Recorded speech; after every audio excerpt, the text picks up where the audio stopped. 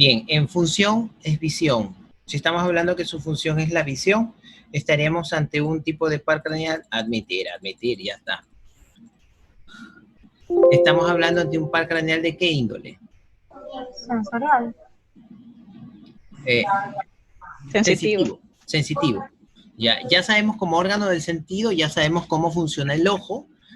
Dentro de la estesiología, cómo funciona el ojo, que es un elemento o está constituido por estructuras de tejidos que tienen la capacidad de captar y transformar la energía lumínica en energía química para ser transfundida a través de los nervios o del sistema nervioso central. Entonces es sensitivo. Hablamos, a ver, ya entonces, este es el segundo par craneal, quiere decir que en orden de adelante hacia atrás, es el segundo que se encuentra o se descubre en la estructura de la base del cerebro. Entonces se origina en la retina del ojo, estamos hablando del nervio, pasa por los agujeros ópticos, forma el quiasma óptico y después los fascículos ópticos, para terminar en los núcleos geniculados externos del tálamo. ¿El tálamo a qué parte del cerebro le pertenecía? Al diencéfalo. Al diencéfalo. ¿Es supratentorial o infratentorial? Supratentorial. Supratentorial, correcto. Entonces estamos hablando de que si hay algún tipo de lesión en el diencéfalo, el trauma es fuerte, o un tumor, una neoplasia que esté dándose sobre la zona del tentorio, podría estar o no afectando en algún momento, podría estar o no afectando la visión. Sí, correcto, porque puede estar afectando la visión como más áreas que comparten vecindad en funciones, porque a nivel de aquí se genera algún grado de captación de la visión, porque está el quiasma. Recordemos que de ahí va a terminar en la parte a nivel occipital, que estaría más atrás o más hacia dorsal. Admitir. No.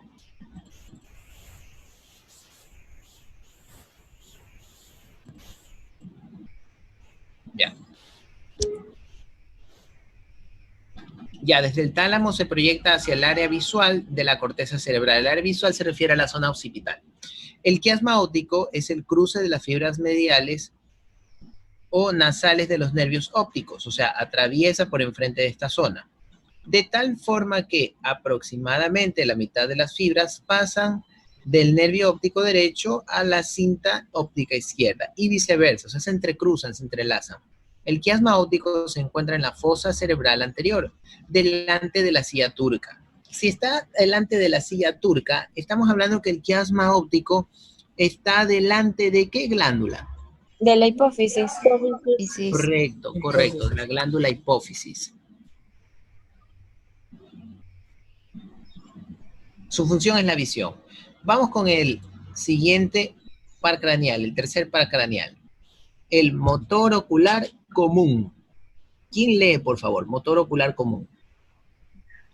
Mixto, predominantemente motor. Porción motora.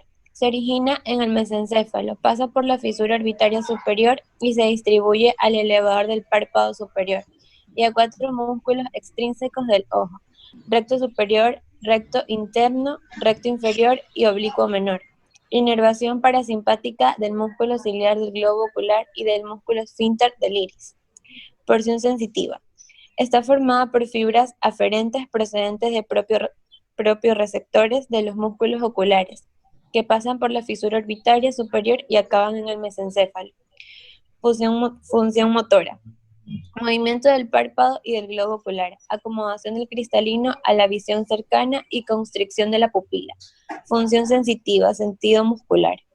Tiene una función completamente motora. Es uno de los nervios que controla el movimiento ocular y es responsable del tamaño de la pupila. El nervio se encarga de dar inervación a los músculos extrínsecos del ojo. Se origina del mesencéfalo y su función es básicamente el movimiento del globo ocular, junto con el nervio troclear y nervio abducente, creo. Ya. Abduce, sí.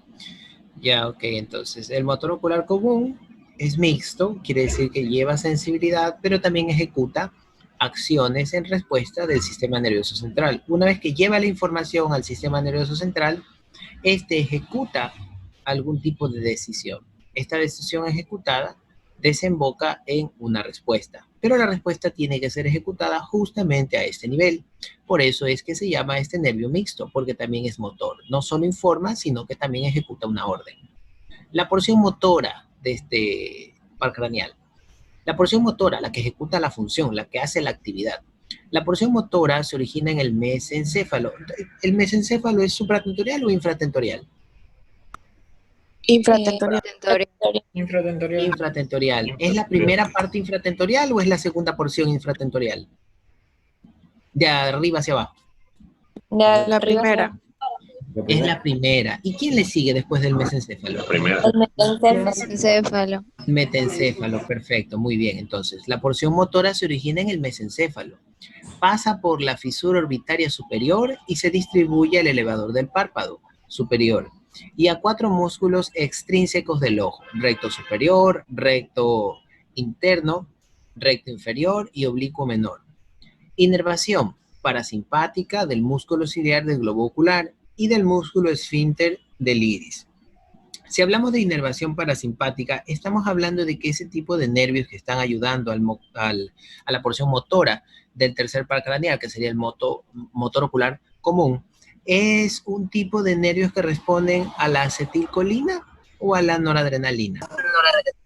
A la Acetilcolina. Acetilcolina, correcto. Entonces, estos nervios están respondiendo a la sustancia llamada acetilcolina. Entonces, la inervación es parasimpática.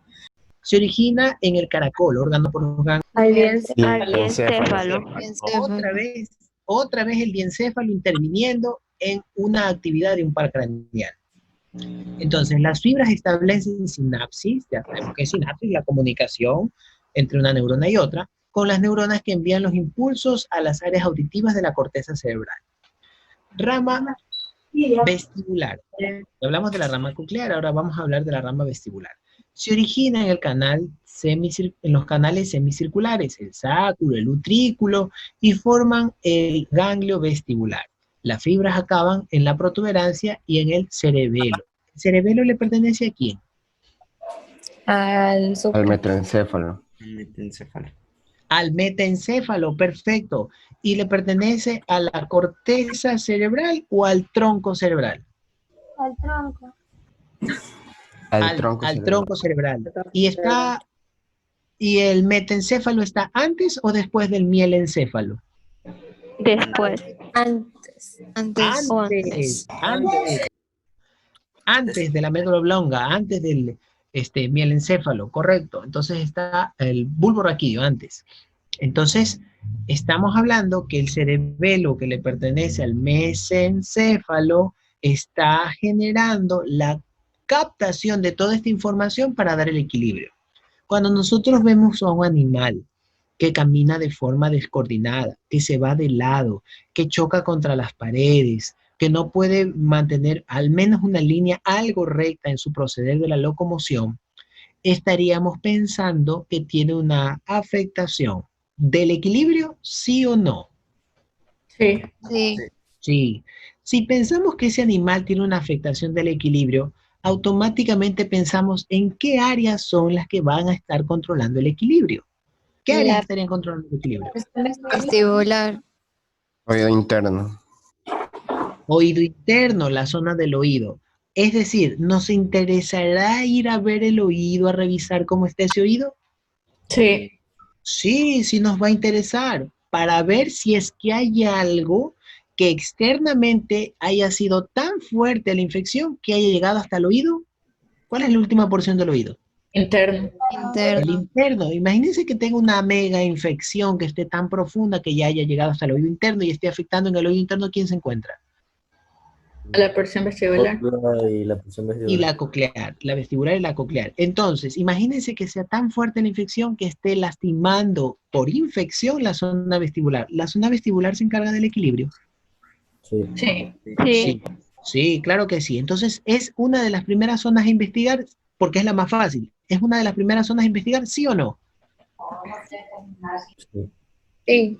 Sí, es una de las primeras zonas en investigar, porque facilito. Cogemos un oftalmoscono y empezamos a revisar ese oído. Claro, si no nos muerden. Entonces empezamos a revisar ese oído y a ver, el oído externo, el pabellón auditivo, aparentemente no tiene nada malo. Vamos a viendo el conducto auditivo externo. Vemos que el conducto auditivo externo ya empieza a instilar una putrefacción, está muy irritado, el animal le duele mucho, chilla, no quiere que nos acerquemos al oído, todo le duele, todo le molesta, y hay que sujetarlo bien para que se deje revisar o sedarlo. Entonces, revisando el conducto auditivo externo ni siquiera nos permite llegar hacia la parte más profunda. Podríamos sospechar de que hay una superinfección allí y que esté afectando ya hasta el oído interno. Sí. Sí, recomendaríamos una radiografía para poder entender más o menos la profundidad de la infección y ver si hay alguna deformidad o si se ve algún acúmulo de líquido en todo ese entorno que podría estar afectando la zona vestibular. ¿La zona vestibular controla el equilibrio corporal? Sí. Sí, claro que sí, controla el equilibrio corporal. Entonces, tenemos que investigar si eso no es el problema. Bien, si nosotros revisamos toda esta área y contrario a lo que hemos relatado, está perfecta, no tiene ningún problema, ¿qué otro punto podríamos pensar en tener que revisar? El conducto auditivo externo. Ya revisamos todo eso, todo el oído.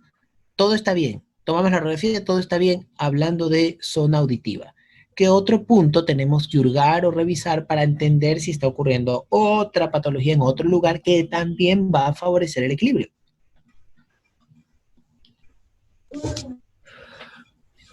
¿Qué punto dijimos que el auditivo se comunicaba? ¿Con quién se comunicaba? Con el cerebelo. Con el diencéfalo por un lado y por el otro lado con el cerebelo. El cerebelo le pertenecía. ¿A quién le pertenecía el cerebelo? Al metencéfalo. Al metencéfalo, correcto. Entonces, si no hay un problema en el vestíbulo que le pertenece al oído interno de la zona auditiva, tenemos que ir a ver otros puntos donde podrían haber problemas y que estén generando la alteración del equilibrio. ¿Esos puntos son fáciles de investigar? No. No, con una radiografía no lo vamos a ver. Vamos a poder revisar y ver el diencéfalo con una radiografía. Vamos a poder ver el tálamo. No podemos. ¿Cuál otro punto hay que revisar aparte del diencéfalo? Cerebelo. O sea, el metencéfalo, el cerebelo específicamente. Resulta que tenemos que hacer ¿qué otra cosa para poder ver estas dos áreas del cerebro? Resonancia. Una resonancia magnética, correcto. Hacemos una resonancia magnética y resulta que, eureka, encontramos en el diencéfalo una masa tumoral pequeña. Nos dará como respuesta que esa masa muscular en el diencéfalo podría estar ocasionando la alteración del equilibrio. Sí. Muy probablemente, porque si no hay nada más, tenemos que agarrarnos de esa masa tumoral, porque el diencéfalo va o no va a permitir el control del equilibrio corporal, la parte del tálamo, a donde se conectaba. Sí. Sí, si ya no es oído interno, es algo más profundo. ¿Qué más profundo que el diencéfalo? ¿Qué más profundo que el metencéfalo? Ok, hacemos la resonancia y resulta que en el tálamo, en el diencéfalo, no hay ningún problema. ¿Cuál otro punto tenemos que ver? Cerebelo. El cerebelo, es decir, el metencéfalo. El metencéfalo, ¿cuántas áreas tenía? Cerebelo y ¿cuál otra? Puente de Barolio. Ya, entonces, esa interacción entre el puente de Barolio y el cerebelo va a ser revisada por resonancia. Y resulta que en la resonancia podemos apreciar que hay un derrame, que hay líquido derramado, o sea, sangre que está derramada. ¿Qué podríamos pensar? Que hubo una ruptura vascular y que una parte del cerebelo no está siendo bien nutrida con oxígeno y con nutrientes digestivos, ¿no? Nutrientes de la absorción, de la asimilación, de la digestión, de glucosa, que no está siendo bien administrada esa nutrición a una buena parte del cerebelo y podríamos sospechar de que eso está ocasionando el descontrol del equilibrio. Sí. Claro, claro que sí. Eso es investigar a profundidad, claro, si tenemos los recursos. Entonces, tenemos tres zonas puntuales del control del equilibrio. Anatómicamente sabemos cómo está constituido el oído. La parte vestibular es la que nos va a ayudar en este control. Si esta no está afectada, no hay ningún deterioro allí a nivel del oído interno. El oído externo se encuentra bien, el pabellón auditivo, todo bien. Sabemos que no es oído o a nivel de oído que se está generando la patología. ¿Cuáles son los otros dos puntos a investigar a ver si se está dando la patología? Diencéfalo. Diencéfalo y Encéfalo. Correcto, el diencéfalo y el metencéfalo. No es fácil investigar esto, pero es lo que se debería de hacer. Queda clarito, ¿verdad? Está clarito esta partecita. Sí. Muy bien, vamos a seguir entonces con los pares craneales. Ya vimos la vestibular, la coclear. Bueno, termino de leer esta partecita. Funciona la rama coclear, transporta los impulsos de la audición, funciona la rama vestibular y transporta los impulsos relacionados con el equilibrio. Solo habla de transportar, vehiculizar, informar. No habla de ejecutar ninguna función, ¿sí? Bien. Vamos entonces con el siguiente par craneal, el glosofaringeo. Glosofaringeo es el noveno par craneal. ¿Quién lee, por favor? Noveno par craneal. Porción motora. Se origina en el bulbo, pasa por el agujero yugular y se distribuye al músculo estilofaringeo. Distribución parasimpática a la glándula partida. Porción sensitiva. Produce de las papilas gustativas del tercio posterior de la lengua y del seno caratoide. Pasa por el agujero yugular y acaba en el bulbo raquídeo. También contiene fibras aferentes procedentes de receptores sensitivas somáticas del tercio posterior de la lengua y propios receptores de los músculos de la deglución. Función motora, secreción de saliva, función sensitiva, gusto y regulación de la presión arterial y sentido muscular. Ya, ok. Entonces vamos a revisar el glosofaringeo. Por cierto, los pares craneales tienen varios nombres. Aquí solo puse uno de los nombres. Pueden nombrarlos por numeración o por su nombre propio. Tiene más de uno. Glosofaringeo, noveno par craneal. Lo describimos como mixto, es decir, que vamos a tener propiocepción, van a haber nervios aferentes y también van a haber ejecutores de función. La función motora, porque es mixto, se origina en el bulbo, pasa por el agujero yugular y se distribuye a el músculo estilofaringeo. Distribución parasimpática a la glándula de partida. Si hablamos de parasimpática, trabaja con acetilcolina o con noradrenalina. Acetilcolina. Acetilcolina. Acetilcolina, correcto, ya. Entonces, vamos a la porción sensitiva. Uy, otra vez 10 minutos, qué rápido se va el tiempo. Porción sensitiva, procede de las papilas gustativas del tercio posterior de la lengua y del seno carotídeo. Pasa por el agujero yugular y acaba en el bulbo raquídeo. También contiene fibras aferentes procedentes de los receptores sensitivos somáticos del tercio posterior de la lengua y propios receptores de los músculos de la deglución. Su función motora, secreción de saliva, gusto y regulación de la presión arterial en el sentido muscular. Si hablamos del glosofaringeo, entonces, si decimos que tiene una función motora, tiene a su cargo la secreción salival. Cuando nosotros vemos la cosa más rica que nos esté gustando comer, ya sea un dulce o algo de sal, a algunos les encantará el encebollado. De mañanita han tenido una mega fiesta, a la mañana siguiente están que tienen un hambre voraz y se les ocurre pensar en un encebollado. Ni bien van llegando al local donde van a comprar, en esta ocasión al ser para llevar, que van a comprar este alimento, bueno, también ya llaman porque ahora todo es llamadas por servicio a domicilio. Entonces, ni bien va llegando, digamos que les llevan a domicilio, ni bien va llegando esa tarrina con ese suculento encebollado, ¿qué ocurre a nivel de la boca? Salivación. Empieza a haber salivación. Entonces, ¿quién se está estimulando allí? El noveno par craneal. ¿Cuál es el nervio noveno? Glosofaringeo. El glosofaringeo.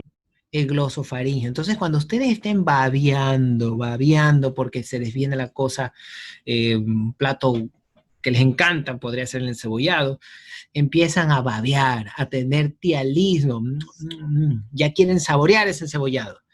A algunos será de dulce y les encantará la torta de chocolate y ya está en un cumpleaños, una fiesta y no saben la hora en que corten la torta de chocolate para que les den su tajada. Entonces, el glosofaringio se va a encargar de estimular la producción de saliva, justamente para poder actuar en la digestión. Entonces, este glosofaringio tendrá su parte motora en esa producción. Está generando una respuesta y un movimiento, que es la productividad de esta sustancia que va a favorecer, tiene enzimas obviamente, y va a favorecer como principio de la deglución, va a ayudar a formar el bolo alimenticio. Entonces, esta secreción y todo esto está comandado, la porción motora, por nervios parasimpáticos. Y los parasimpáticos trabajan con, ¿qué sustancia? Acetilcolina. Acetilcolina. Ok, aprovechémonos de este músculo, de este nervio, perdón, que se llama glosofaringio noveno paracraneal. Cuando ustedes han visto animales envenenados. ¿Algún animal envenenado han podido ver? Sí. Muy bien. ¿Qué es lo más usual que les pasa a los animales envenenados? Salivación. Empiezan a babear. Ah, muy bien, empiezan a babear. ¿Babean poquito? No. No, bastante. Bastante. Babean tanto que de repente empiezan a ver que la boca está llena de algo blanco que hace espuma, ¿sí o no? Sí. Sí. Algunos pueden llegar a esto, babean hartísimo. Convulsionan ¿Quién? también. Antes de la convulsión. ¿Quién está activo o demasiado activo? ¿Qué nervio está demasiado activo en ese envenenamiento? Adrenalina. El glosofaringio. Hablando de nervio. Está muy activo el glosofaringio, ¿sí? Si está muy activo el glosofaringio, quiere decir que hay demasiada producción ¿de qué habrá mucha producción? De saliva. Es tanta la producción de saliva que ese animal corre el riesgo de morir por obstrucción respiratoria. Esa saliva no la traga, la sigue produciendo y es cada vez más densa y ese animal se empieza a ahogar. Lo primero que tienen que hacer, en la medida de lo posible, porque tienen que ver si se los permite, si es gato, los gatos no les permiten hacer nada. Más rápido les permite un perro que un gato. Entonces, le limpian el hocico y tratan de sacarle de la mejor manera esa baba. Mantienen la comunicación del área respiratoria, permiten que se ventile esa zona, que entre el aire y es retirando esa saliva. Muy bien. Otro paso a seguir. ¿Quieren seguir manteniendo la hiperactividad de esta zona o tienen que bajar la hiperactividad de esta zona? Bajarla, correcto. Entonces, ahí es cuando se tienen que utilizar los antídotos. Los antídotos más usuales cuando hay este tipo de, esto ya se llamaría cialorrea.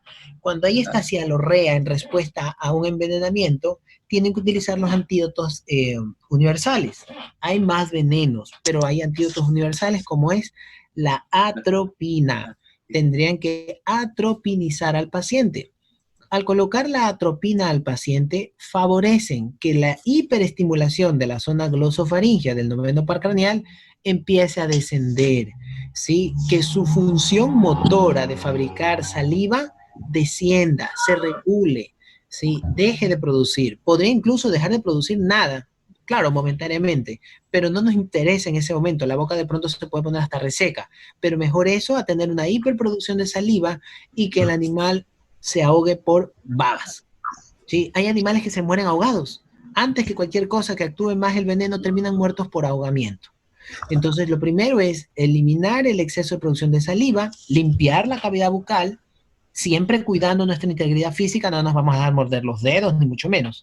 Entonces, limpiamos la cavidad bucal y le inyectamos uno de los antídotos, que es la atropina. Ese procedimiento se llama atropinización. Hay que hacerlo de acuerdo al peso y en dosis. El exceso de atropina también mata. Cuidado, le matan con el antídoto. ¿Ya? Entonces, se administra esto para desensibilizar al noveno par craneal, que sería el glosofaringio. lo inactivan momentáneamente para seguir controlando todas las demás secuelas del envenenamiento. Entonces, un antídoto universal es la atropina, el otro antídoto universal es la vitamina K. Entonces, están trabajando con los dos antídotos para ir viendo cómo se comporta. Los envenenamientos hay que irlos evaluando minuto a minuto, ir viendo cómo se comporta el animal y cómo va desenvolviéndose hasta que llegan a un equilibrio en el cual sus funciones vitales se mantengan estables. Entonces, la Profesor, idea es esa. Sí, dígame. he visto que le venden como un tubo. ¿A dónde le Mira, meten un tubo? a mi gato lo envenenaron y le llevé a las 3 de la mañana a emergencias a la clínica Doctor Guayaquil Pérez. y como que le metieron un tubo y le pusieron oxígeno. Ya, ok. Este tubo se llama tubo endotraqueal y ese tubo lo que está haciendo es meterle oxígeno desde la parte externa directamente a los pulmones, porque por medio de la tráquea nos comunicamos con pulmones. Ya eso vamos a ver también, pero una vez que terminemos todo eso, ve aparato respiratorio, aparato circulatorio, en el respiratorio vías altas y bajas, todo eso lo vamos a ver más adelante. Entonces, sí, primero tenemos que hacer una restricción del exceso de excitabilidad que tiene el glosofaringio. Entonces, vale la acotación para hacer hincapié en que el glosofaringio genera la producción salival. Puede ser por un estímulo, una sustancia química de envenenamiento, puede ser por algo que nos gusta demasiado y empezamos a producir bastante saliva, y puede ser inhibida con otras sustancias químicas. Bien, vamos al 10º par craneal. Ya se nos acaba, nos queda 1 minuto 38. Ya mismo nos cierra, nos corta. Tenemos clases hasta las 12, tenemos una horita más. Vago, ninguna alusión personal. 10º par craneal. ¿Quién lee, por favor? Se va a cortar. Pero lea lo que alcance. Uy, ya vinieron los vendedores.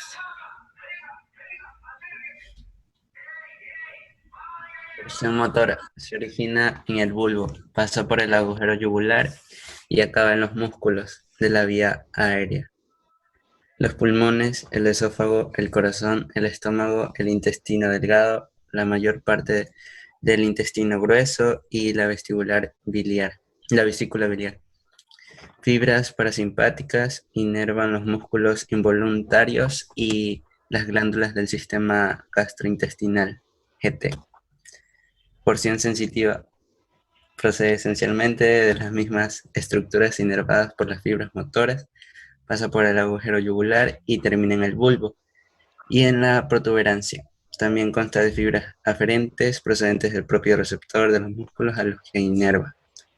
Función motora, contracción y relajación del músculo liso, secreción de los líquidos digestivos.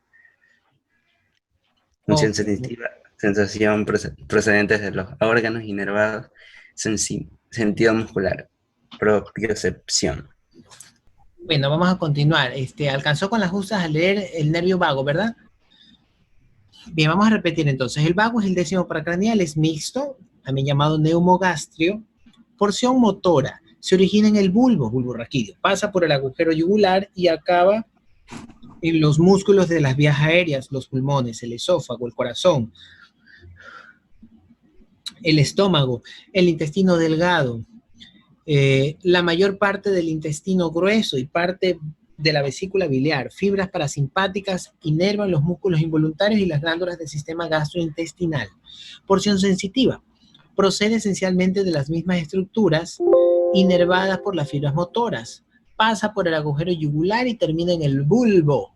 Y en la protuberancia también consta de fibras aferentes procedentes propioceptoras de los músculos que los inervan. Función motora, contracción y relajación del músculo liso, secreción de líquidos digestivos, ¿ya? Entonces interviene ampliamente en la digestión, algo así como el trigémino. Función sensitiva, sensaciones procedentes de los órganos inervados. Sentido muscular, es decir, los órganos emiten alguna señal y estos se ayudan con la musculatura para sensibilizar el área de donde viene. Obviamente, si tenemos alguna sensibilidad estomacal, alguna molestia estomacal, esta sensibilidad trata de ascender a la superficie y en los sitios primeros que llegas a la musculatura de ese entorno. El estómago aproximadamente, de acuerdo al reloj topográfico, estaría por la 1. Obviamente nos van a doler músculos que estén cercanos al entorno de la una. Entonces, allí va a haber una sensibilidad de dolor, una sensibilidad de molestia, y sabemos que proviene de la zona del estómago. Entonces, el nervio vago va a estar ampliamente difundido, es mixto, ampliamente difundido en el área digestiva, y va a corresponder a la sensibilización, a la producción de jugos gástricos, interviene directamente como trigémino en la digestión. Obviamente también va a pasar cercanamente a la zona de los pulmones. Estoy buscando una imagen de este nervio vago, porque aunque no lo crean, le llaman vago, pero realmente es un nervio, un par craneal extremadamente funcional. Tiene mucha actividad. Entonces el mal llamado vago realmente sería el mal llamado vago, porque tiene mucha actividad. Profesor, ¿por qué se llama vago? Así lo bautizaron. ¿Cuál es el otro nombre del vago? Neumogastrio. Más vale enfóquense en neumogastrio, pero es más conocido como el vago. A usted le es indiferente cómo Mal le llamado vago. Perdón, dijo algo. Le es indiferente cómo lo llamemos. Ah, es que hay más de un nombre. Realmente más me agrada es que se guíen por los números, porque es más fácil. Pero si quieren nombrarlos, no hay problema, nómbrenlos.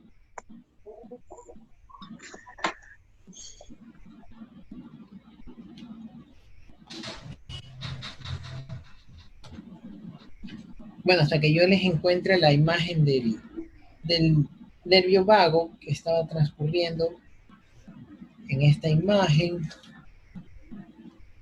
En una imagen.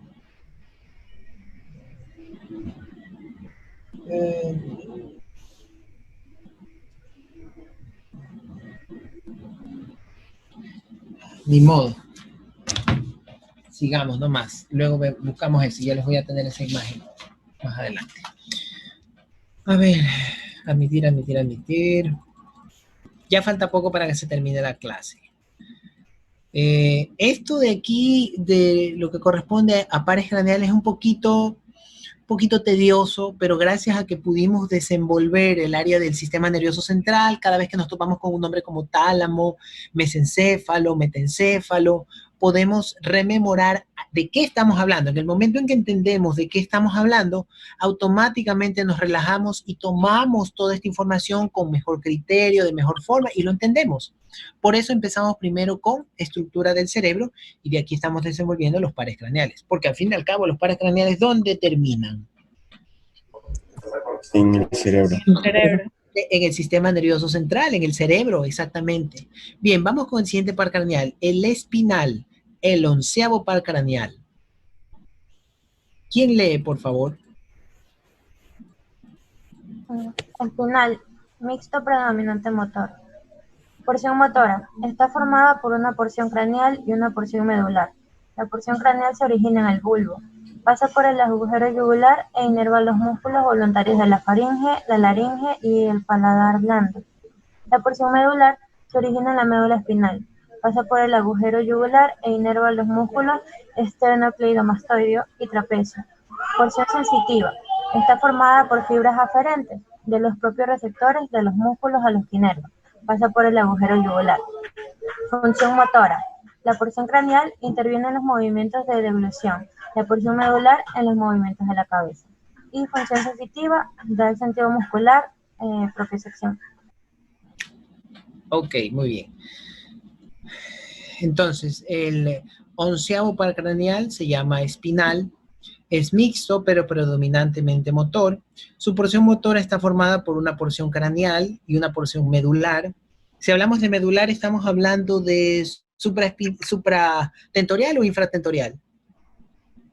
Ninguna de las dos, no es medular. Excelente, ninguna de las dos. Fue una pregunta capciosa. Ninguna de las dos. Ya, muy bien. Ya van tres. Está formada por una porción craneal y una porción medular. La porción craneal se origina en el bulbo, pasa por el agujero yugular e inerva los músculos voluntarios de la faringe, la laringe, el paladar blando, o sea, toda la parte que es para deglutir, para tragar. La porción medular se origina en la médula espinal, pasa por el agujero yugular. Ese agujero yugular está cerca de la apófisis del mismo nombre. Paramastoidea o yugular, correcto. Ya, por el agujero yugular e inerva los músculos esternocleidomastoideo y el trapecio. La porción sensitiva está formada por las fibras aferentes, las que recogen información, y de la propiocepción, de los músculos que los inervan. Pasa por el agujero yugular. La porción motora, craneal, inerva los movimientos de la deglución. Ya ven, por algo están allí, ayudan a tragar. Entonces el 11º par craneal llamado espinal se va a convertir en el que ayuda a tragar, el que ayuda a deglutir. La porción medular en los movimientos de la cabeza tiene dos ramificaciones, una medular y una del bulbo. ¿Ya? La porción craneal inerva los movimientos de la deglución, o sea, la vulvar, la del bulbo raquídeo. Y la porción medular está generando lo que es los movimientos de la cabeza. ¿Ok? Función sensitiva, el sentido muscular, la propiocepción de todo este entorno. A ver, vamos viendo este par craneal 11º llamado espinal. El par craneal, el 11º llamado espinal,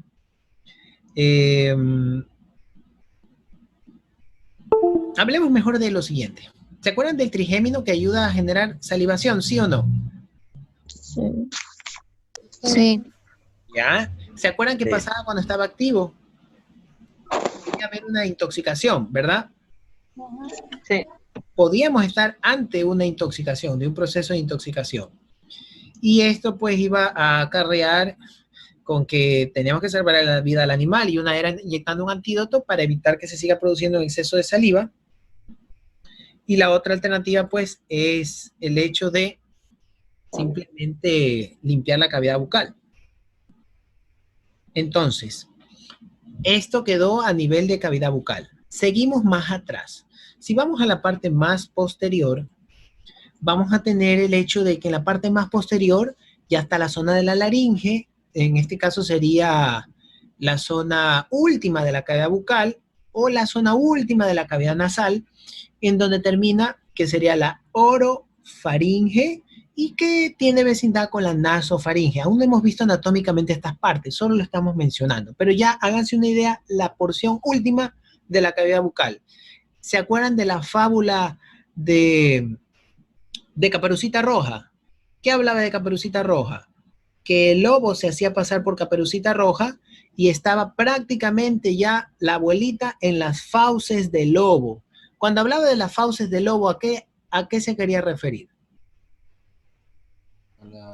Estómago. La zona vocal. No llegaba al estómago aún, estaba a punto de ser tragada, ¿ya? A punto de ser devorada. Entonces a eso se refería. Si hablamos de las fauces del lobo, si hablamos de la parte final de la cavidad bucal, si hablamos de la porción última de la cavidad bucal, estamos hablando que es previo a tragar, a deglutir. Nosotros cogemos un bocado y estamos muerde, muerde, muerde. Claro, si es una carne de mala calidad y fibrosa, estamos muerde y muerde y muerde y muerde, hasta que al final decidimos, ¿me lo trago o no me lo trago? Si deciden tragárselo, lo envían con la lengua hacia la parte última y tragan. En el momento en que tragaron, ¿qué par craneal activaron? La nasofaringe. O sea, el 11º par craneal, ¿ya? Que tiene relación con la zona de la deglución. Estamos hablando de el de terminar de deglutir. Recuerden que hay una interrelación entre varios pares craneales. Ningún par craneal trabaja solo. Todos de algún modo se interconectan con otro. Uno con otro se tiene que interconectar de alguna manera. ¿Ya? Es un poco difícil ver dónde termina uno y empieza otro. Están en un entorno muy, muy cercano o adyacente. Entonces, si hablamos del espinal, la porción motora interviene en los movimientos de la deglución, o sea, los movimientos que van a dar lugar a que se atrape este bolo y se ejecute el deglutir, el paso. Por cierto, el bolo alimenticio tiene que pasar a la tráquea o al esófago. Al esófago. Esófago. Al esófago, correcto, porque si va a la tráquea, ¿qué pasa? Se puede ahogar. ¿A dónde va si va la tráquea? Hacia los pulmones. Los A, pulmones. a los pulmones. ¿Y si va al esófago? El El estómago. estómago. Al estómago, correcto. Entonces, deglutir formará parte de la función motora del 11º par craneal. ¿Ustedes recuerdan una enfermedad universal que todo el planeta la vio y que algunos mamíferos la padecían? ¿Han escuchado de la rabia? Sí. ¿Ya? ¿Cuál es el signo más universal del que más se habla cuando hay un problema de rabia? Aparte de... ¿Cómo por loco? La salivación. la salivación. Hay mucha saliva. ¿En dónde está esa saliva? La boca. En la boca, ¿verdad? En la boca. Probablemente esté hiperactivo. ¿Quién producía bastante? ¿Quién ayudaba a producir bastante saliva? El nervio glosofaringeo. Glosofaringea. El gloso. Ya, entonces, en esta alta producción de saliva, si el animal no lo tragaba, ¿qué ocurría con esa saliva? Se ahogaba. Ya, pero antes de ahogarse, ¿qué ocurría con esa saliva? ¿Se empezaba a salir de la boca o no? Sí. Sí, y empezaba a haber un babeo como tipo envenenamiento, ¿verdad? Sí. Había un exceso de producción de saliva y esta saliva empezaba a derramarse de la boca. ¿Cuál era el problema de este virus de la rabia? Que el virus de la rabia estaba afectando el par craneal 11º, que se encargaba conjuntamente con otros pares craneales a generar la deglución. Es decir, que había un exceso de producción de saliva y el animal no podía tragar. Sí, no podía tragar y las babas se salían de la boca. ¿Sí?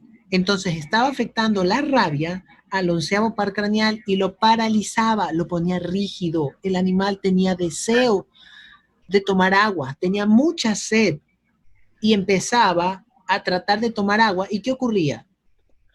Que ustedes le ponían un plato de agua y lo golpeaba, lo tiraba, lo movía por todos lados. ¿Qué estaba pasando? No Ahí podía se tomar daba agua. que no podía tomar agua. ¿Saben cómo los primeros científicos le llamaron a este fenómeno en el cual los animales con rabia querían tomarla y no podían? Está descrito como una sintomatología de los animales los mamíferos que suscitan o que están infectados por rabia.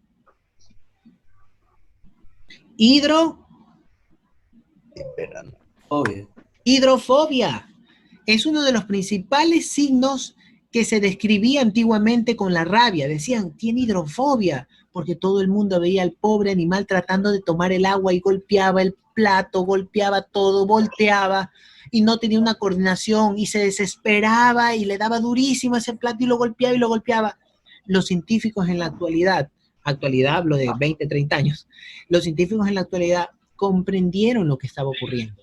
Resulta que la rabia ocasionaba un daño en la parte que controlaba el 11º par craneal, porque es sensitivo mixto, o sea, sensitivo y motor, en la parte que controlaba, la parte vulvar, en donde se controlaba la deglución, hay un daño en el cerebro y por ende se paraliza todo lo que es los músculos de la deglución. La laringe se paraliza y el animal, por más que quiera beber el agua, no le pasa. No la puede deglutir, se le paraliza el 11º par craneal, la zona de la laringe se pone rígida y no puede tragar, está deshidratado, se muere de sed, ha producido mucha saliva y está prácticamente sin mayor posibilidad de seguir produciendo saliva, está deshidratado y el animal se desespera, es tanta la sed que golpea el plato, mueve el plato, golpea todo lo que tenga que ver con el agua y los primeros científicos confundieron esta signología con un odio al agua, con que odiaban el líquido, odiaban todo lo que contenía un líquido o un fluido. Los primeros investigadores confundieron la sintomatología.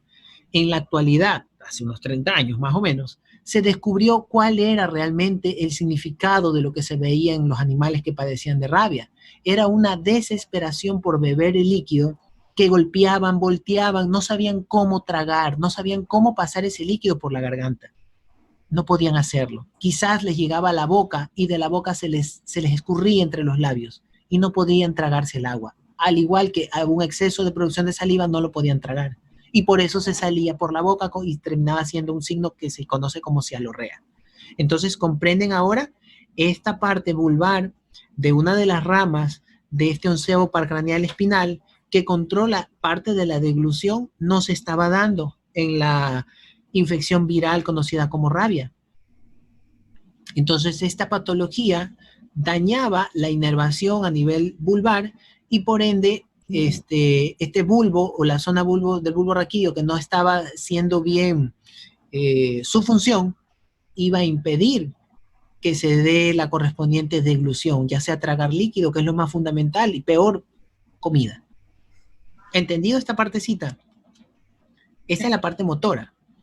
Una pregunta. Sí, dígame. O sea, ¿la rabia solamente afecta al nervio espinal o también al gloso? No, hay una serie de nervios. Este es uno de los lados de la afectación. El término de la rabia, aparte de la deshidratación y la complicación de otros órganos, termina dañando el cerebro. Y si daña el cerebro, se traduce en signología nerviosa. Sí. ¿Se alterará la estesiología del animal? Sí. Se altera todo, porque si daña el cerebro, dañará la zona tentorial, la zona infratentorial, dañará el diencéfalo, empieza por el tallo encefálico, luego puede llegar hacia la zona del... ¿Cuál otra zona puede llegar? En el diencéfalo. O la zona que conecta los hemisferios cerebrales. La corteza. La corteza cerebral podía dañarla ya también. O sea, el virus se iba multiplicando de una forma veloz, iba daña y daña el cerebro. Y la salivación excesiva entonces es porque se daña el glosofaringe. Correcto, no puede tragar. O sea, produce mucho y no la traga. Se le derrama en la boca. Gracias. ¿Ya? Ahí tienen un tip. Bien, vamos entonces con el otro par craneal que nos está faltando. El 12, miren, ya llegamos al último. El 12 par craneal. ¿Cómo se llama este par craneal? Hipogloso. Muy bien. Hay más de un nombre. ¿Quién lee, por Profesor, favor? entonces también está bien que se le diga hipogloso mayor. Como les digo, hay más de un nombre, entonces podríamos especificarlo. Puede decirse mayor, pueden ponerlo con el número 12, pueden, hay otro nombre más, no me viene a la mente, pero hay varios nombres. Por eso yo les digo, si ponen el número es más universal. El último par craneal, ¿quién lo lee, por favor? Mixto, predominante motor. Porción motora, se origina en el bulbo, pasa por el canal del hipogloso e inerva a los músculos de la lengua. Porción sensitiva, está formada por fibras procedentes de propios receptores de los músculos de la lengua que pasan por el canal del hipogloso y terminan en el bulbo raquídeo. Función motora, movimiento de la lengua durante el habla y la deglución. Función sensitiva, sentido muscular, propiocepción. Ok.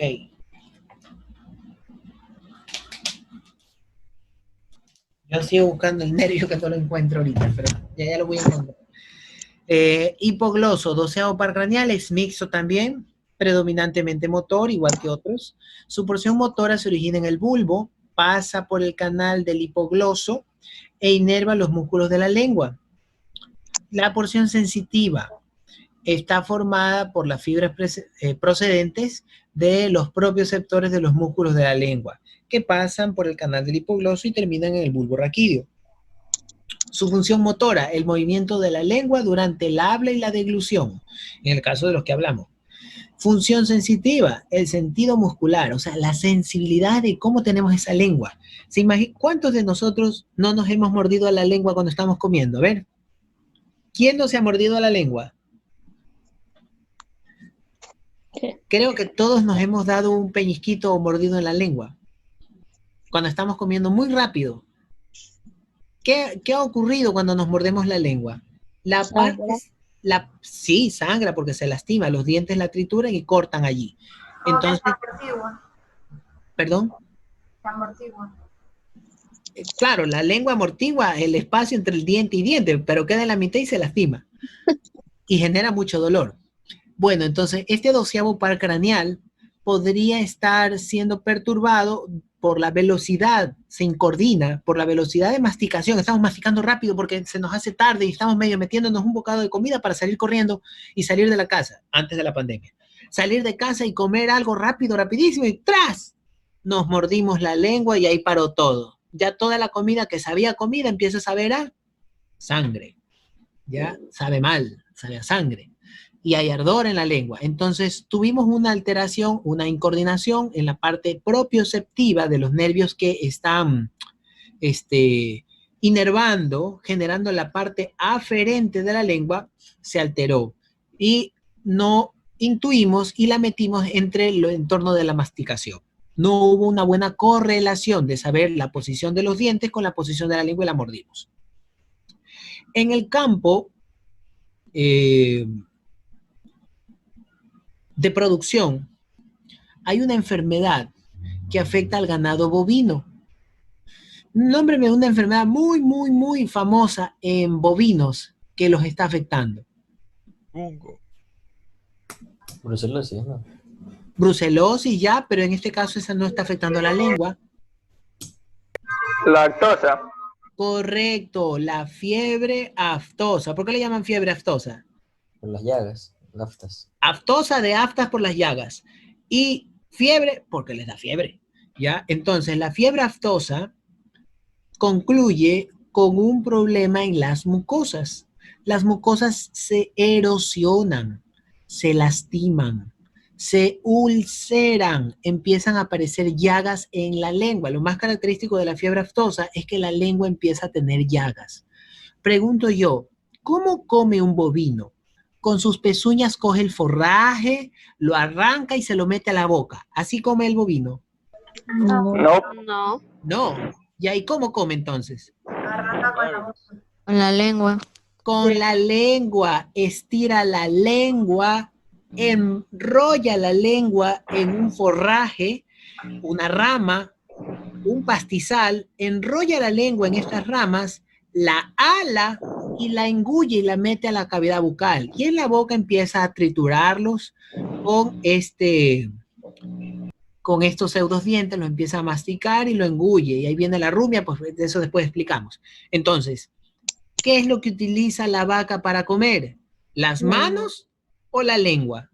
La lengua. Las pezuñas no las usa, utiliza la lengua. ¿Ustedes creen que el humano tendrá ánimo o deseo de mover una lengua con úlceras, con ardor, sangrante? ¿Deseará mover la lengua? No. No va a querer porque le duele. Entonces, un animal con fiebre aftosa querrá comer. No querrá comer. Tendrá dolor, tendrá inapetencia, o sea, hambre tiene, pero como le duele tanto la lengua, no quiere estirarla. ¿Quién le informa de ese dolor de la lengua al cerebro? El nervio hipogloso. Correcto, la parte propioceptiva del par craneal 12º llamado hipogloso. Entonces, en la fiebre aftosa, el par craneal propioceptivo que genera la sensibilidad del 12º par craneal llamado hipogloso está que le informa todo el dolor que está ocurriendo en la lengua al cerebro. Se está quejando con que esa zona está lastimada, está ulcerada, está dolorida. Y el cerebro genera en respuesta, quédate quieto, no te muevas, espera a que la situación mejore. Y ese animal no come. Y en vez de ponerse mejor, cada vez se pone peor. ¿Sí? Entonces es importante, esta es una enfermedad que es de carácter obligatorio de hablarla. Una vez que se tiene la fiebre aftosa, el bovino es reportado a los centros de información, en este caso es agrocalidad. Y este animal tiene un proceso viral. Habría que ver cómo se hace algo para ayudarlo, pero por lo general no hay mayor cosa que hacen. Tratan de descartarlo o de eliminar a este pobre animal. ¿Cómo se previene la fiebre aftosa?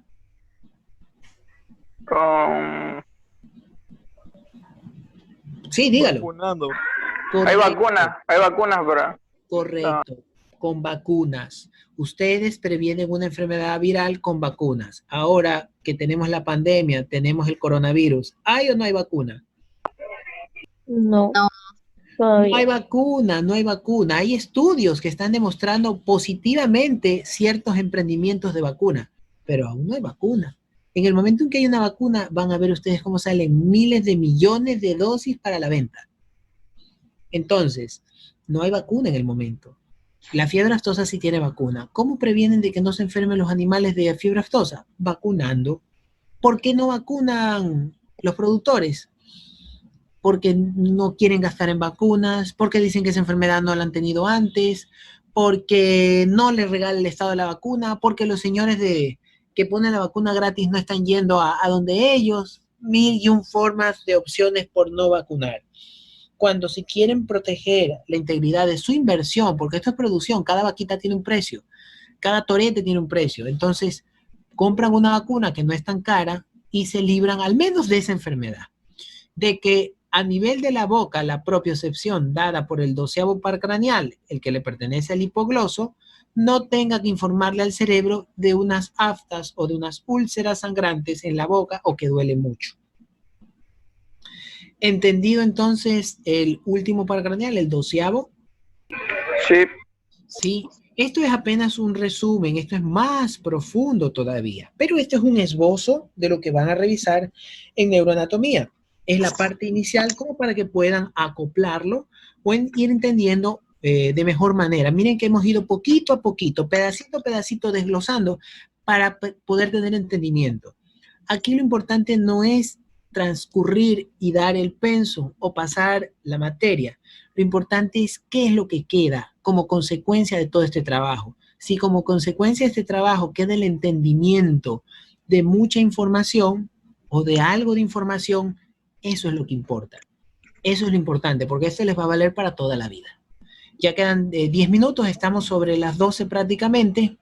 Creo que hasta ahí nos vamos a quedar. ¿Alguna pregunta? Claro que no, por favor, mi hermana de allá. Doctor, la fiebre aftosa también se puede ver en las pezuñas, ¿verdad?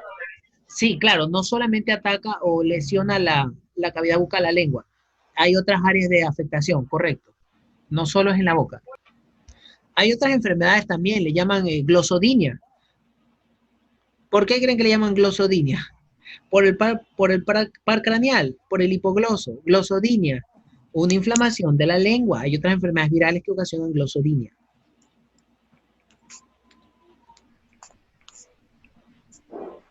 En caballos hay bastante también enfermedades de glosodinia. Lengua azul. El carbunco podría ser una de lo que dijo, ¿no? Bueno, el carbunco sintomático, le llaman carbunco, rayo, tiene 3 nombres. Carbunco sintomático, rayo, hay otro nombre que no me acuerdo, pero bueno, esta enfermedad no es viral, el carbunco, es transmitido por unas esporas bacterianas, es un bacilo el que está transmitiendo esta enfermedad, y es lo que, anthrax, el carbunco es anthrax.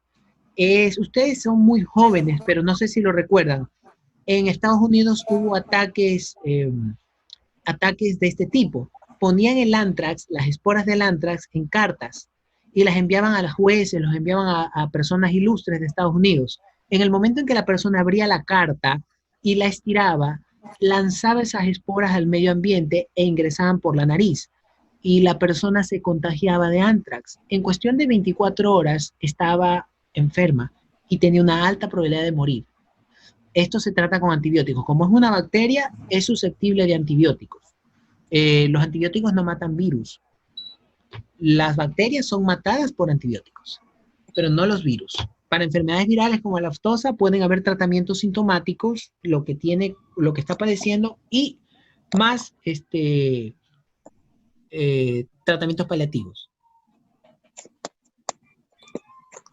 Lo que les decía entonces del anthrax era algo que tenía que ver con el padecimiento de un proceso bacteriano y que repercutía con la zona respiratoria, porque entraba por las vías respiratorias. Esto era un ataque terrorista, obviamente. Esto le llamaban bioterrorismo. ¿Se acuerdan de esta enfermedad? ¿La escucharon en algún momento? Esto fue por los 2000, antes del 2010, si no estoy mal. Pero esto le daba a las personas que eran más jóvenes, ¿verdad? Le puede dar a cualquiera. En el momento en que se contagia un niño, le da. Si se contagia un viejito, le da. Si se contagia un adulto joven, le da. Y si se contagia un adulto mayor, le da. A cualquiera. No tiene edad. No es un virus, es una bacteria. Es como que coman un ceviche en balde y no se lavó las manos el que preparó ese ceviche en balde. Si se lo comió un niño, le dio gastroenteritis. Si se lo comió un viejito, le dio gastroenteritis. Si se lo comió un adulto joven o maduro, le dio gastroenteritis. Sí, se capta eso. Sí. Ya, bueno, estas esporas eran tan peligrosas que cuando había sospecha de que alguien tenía antrax o que había abierto una carta de antrax, automáticamente llamaban a la estación de bioterrorismo en Estados Unidos y iban, esos científicos corrían a la zona y rápidamente cercaban la casa o el lugar de oficina, el lugar que fuese, lo cercaban y todos iban protegidos con trajes, así como los que vemos actualmente para protegerse. Trajes sellados, con respiradores internos, todo sellado, y entraban a donde estaba esa persona y era obligado a quitarse toda la ropa y a sanitizarse, o sea, se quitaba la ropa y le echaban sustancias químicas para externamente destruir a la bacteria o disipar a la espora. Esta espora es muy fuerte, es muy dura y es muy resistente. En el momento que entra en un medio conveniente, se abre y da lugar a la formación de un periodo activo de la bacteria. Y esta se empieza a multiplicar rapidísimo porque es una bacteria. Tenían que sanitizar toda la casa, algunas cosas hasta las quemaban. Fue una cosa increíble. Pongan en internet anthrax, problemas con el anthrax, y ahí van a ver la velocidad de respuesta que tenían. Fue un ataque bien fuerte que hubo en Estados Unidos. Y por ahora se está mencionando algo parecido con el coronavirus.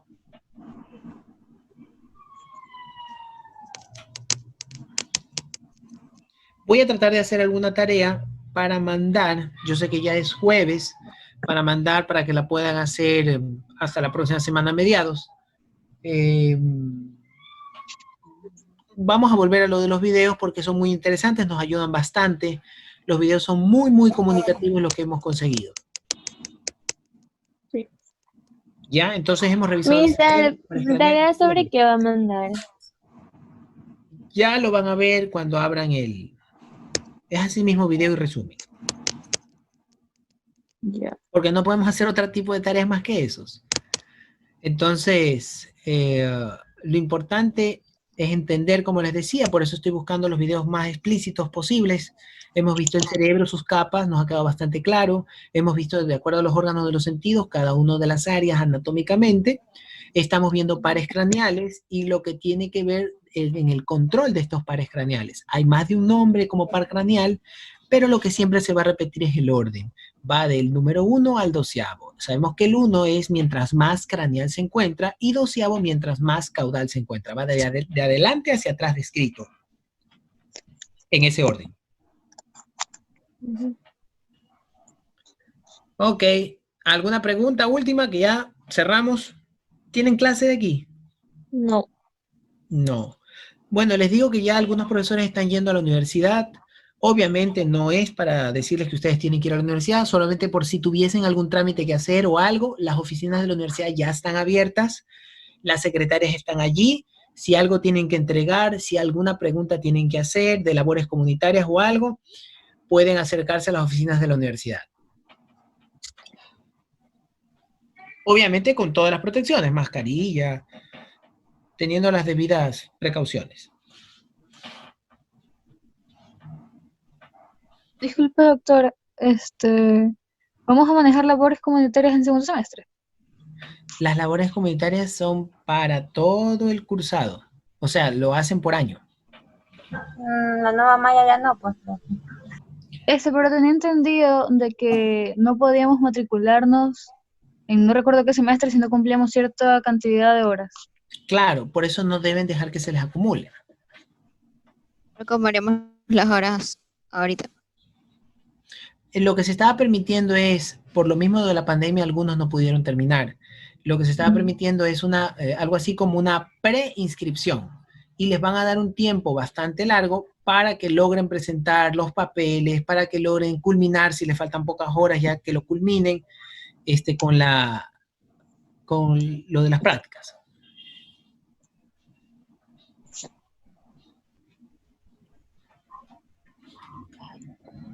Profesor, y si no se han realizado todavía las labores, se tiene que ir a hablar a la universidad.